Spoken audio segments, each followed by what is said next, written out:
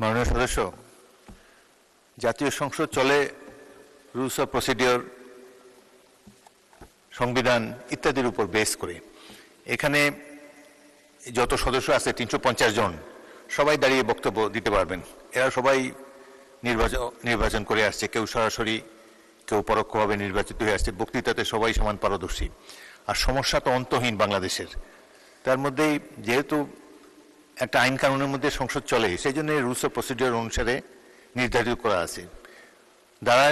মাননীয় সদস্যগণ দাঁড়াতে পারেন পয়েন্ট অফ অর্ডারে। পয়েন্ট অফ অর্ডার কোন ইস্যুতে করা যাবে? চলমান বিষয়ের উপরে।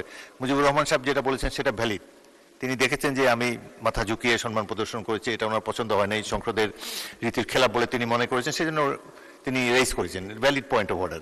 আপনি যেটা বললেন এটা তো একটা স্বাভাবিক বিষয়। এরকম বহু কর্মকর্তা পৌরসভায় এখানে সেখানে, আমি একটা পৌরসভার প্রতিনিধি, সেখানে 4 বছর আওয়ামী লীগ আমলে 4 বছর বেতন পায় নাই।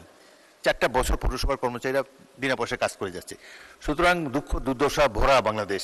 তার মধ্যে আপনি একটা তুলেছেন, ভালো, আপনারা আই অ্যাডমায়ার ইউর সেন্টিমেন্ট, আপনি গরিব কর্মচারীদের জন্য, শিক্ষকদের জন্য আপনি প্রশ্ন তুলেছেন, বাট সব কিছু একটা টাইম আছে।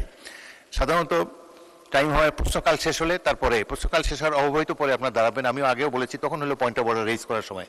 তারপরেও যখন বাজেট অধিবেশন চলে, এই সময় পয়েন্ট অফ অর্ডার সাধারণত দেওয়া হয় না, কারণ দীর্ঘ সময় বক্তব্য রাখতে হয়, এটা গুরুত্বপূর্ণ অধিবেশন। সুতরাং যখন ইচ্ছে দাঁড়ালেন, একটা বক্তব্য দিয়ে দিলেন, এটা সংসদে চলে না। কিছু মনে করবেন না, ভবিষ্যতে সময় অনুসারে বলবেন, প্রশ্নকালে অব্যবহিত পরে, এবং অনেক ভ্যালিড রিজন আছে আপনাদের দাঁড়াবার জন্যে। কিন্তু তারপরেও যদি মনে করেন যে প্রধানত সংসদ হলো যে মুখে মুখে চালানো যায় না কোনো কিছু, আপনাকে নোটিশ দিতে হবে। এই কথাটাই আপনি যদি নোটিশ দিতেন, আমি শিক্ষামন্ত্রীর, আমরা হয়তো এটা একাত্তর বিধিতে বা অন্যান্য আলোচনার ক্ষেত্রে নিতে পারতাম। সুতরাং ভবিষ্যতে আপনি সংসদের কার্যপ্রণালী বিধি অনুসরণ করে দাঁড়াবেন, এটাই আপনার কাছে সবিনয় নিবেদন।